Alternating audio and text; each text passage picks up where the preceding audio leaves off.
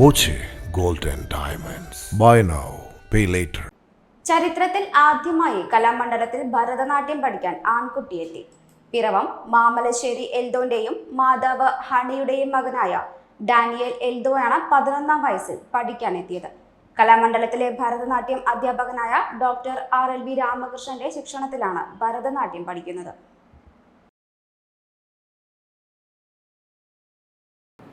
ആറുമാസത്തെ കോഴ്സിലാണ് പഠിക്കുന്നത്. ഓസ്ട്രേലിയയിൽ നിന്നാണ് ഡാനിയൽ ഭരതനാട്യം പഠിക്കാനെത്തിയത്. ബുധനാഴ്ച രാവിലെയാണ് എൽദോ ഡാനിയൽ കലാമണ്ഡലത്തിലെത്തിയത്. കൂത്തമ്പലത്തിൽ രാമകൃഷ്ണന് മുമ്പിൽ ഡാനിയൽ ഭരതനാട്യം പഠിക്കാനിറങ്ങി. തുടർന്ന് ഭരതനാട്യത്തിന്റെ മുദ്രകളും സ്റ്റെപ്പുകളും കണ്ടു.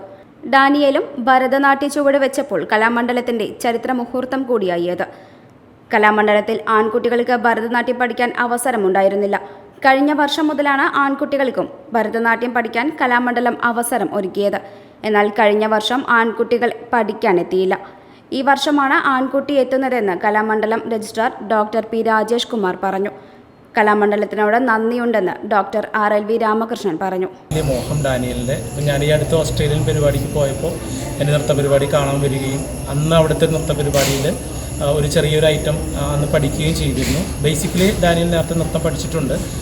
അതിനെ തുടർന്ന് കലാമണ്ഡലവുമായിട്ട് എങ്ങനെ സഹകരിക്കാം അല്ലെങ്കിൽ എങ്ങനെ കോഴ്സിന് വരാമെന്ന് അന്ന് മുതൽ നിരന്തരം ആവശ്യപ്പെടുകയും രജിസ്ട്രാറുമായി ബന്ധപ്പെട്ടുകൊണ്ട് ഈ ഒരു കോഴ്സിന് സാധാരണ എനിക്ക് തോന്നുന്നു ഇവിടെ ഇങ്ങനെ ഇത്രയും ചെറിയ പ്രായത്തിലുള്ള ആൺകുട്ടികളും അല്ലെങ്കിൽ ചെറിയ കുട്ടികളും വന്നിട്ടില്ല. 8ാം ക്ലാസ്സിലേക്ക് ഫുൾ ടൈം കോഴ്സിനാണ് അഡ്മിഷൻ ഉള്ളത്.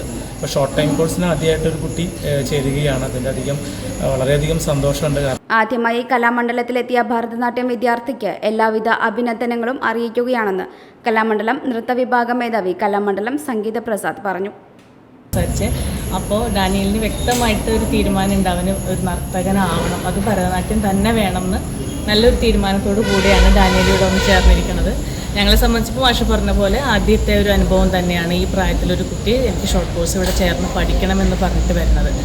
അത് നല്ലൊരു കാര്യമായിട്ട് എടുക്കണം. ഇനിയും ഇതുപോലെ ഞങ്ങൾ കുട്ടികളെ പഠിപ്പിക്കാൻ ഞങ്ങൾ റെഡിയായിട്ടിരിക്കുകയാണ്.